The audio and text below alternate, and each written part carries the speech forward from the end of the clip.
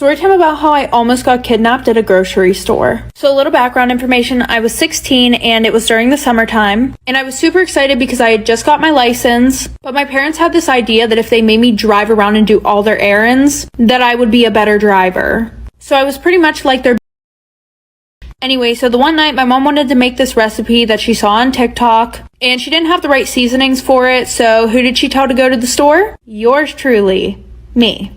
And on Sundays, the mini market that was in our town would close at 4 o'clock. So I had to drive like 30 minutes away to the nearest Target. And when I got there, I had to park in the back because they had like 10 handicap spaces up front, another 10 for when you sit there and they bring it out to you, and another 5 whenever you're picking something up that you already ordered. But in all honesty, that didn't bother me because I had never heard about any girls getting trafficked at a grocery store. Like for part 2.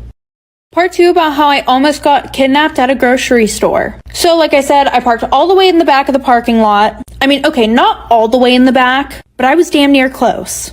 So I go in, and I'm not too familiar with this Target. I've only been here a few times because the mini market in my hometown is usually the one that I go to. So I'm looking around and I realize that there's this little girl following me. But it seemed like she was more like keeping an eye on me. Like she would stand like 20 feet behind me, but just like stare at me, you know, peek through the aisles. And she did that for like 10 minutes. But whenever I finally went up to the checkout, she was gone. And this woman came up to me. She was like, "Oh my gosh, have you seen my daughter? She was running around the store. I don't know where she is." So I described the little girl to her that I saw. And she was like, "Yeah, that's her. I can't find her. Will you please help me look for her?" And I didn't have the time for this because my parents were going to wring my neck. But I said, okay. 3 about how I was almost kidnapped at a grocery store. So like I said, she asked me to help look for her daughter, and I was like, I'm gonna go tell a Target employee, and she was like, "No, don't worry, they're all already looking. They have security all over the place." And she was like, "Will you help me check the parking lot because I don't know if she left." She was like, "I've been having them look for the past 10 minutes.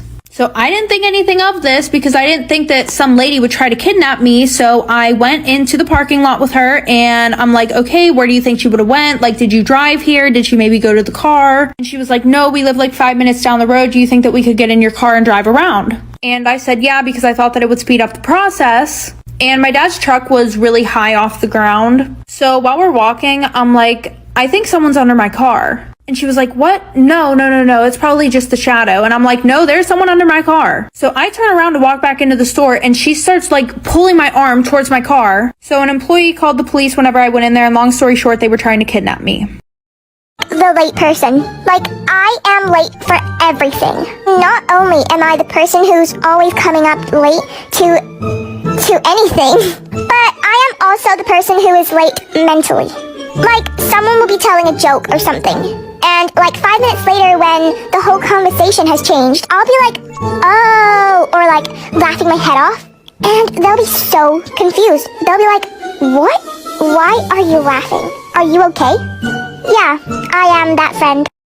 Once upon a time, there was a girl called Lucy. Lucy had glasses, not glasses, glasses. So one sunny day, the sun was shining on her glasses, and then her glasses lit on fire. And then the fire spread to her face, and then her face melted, then her body melted, and then she became a puddle. And then she evaporated and condensed in the air, then she rained on everyone. The end. Hey Siri, I failed my final exams. Can you tell me a joke to cheer me up? What's the difference between you and your grandma? Your grandma passed. I promise there is someone out there for everyone. For you, it's a therapist.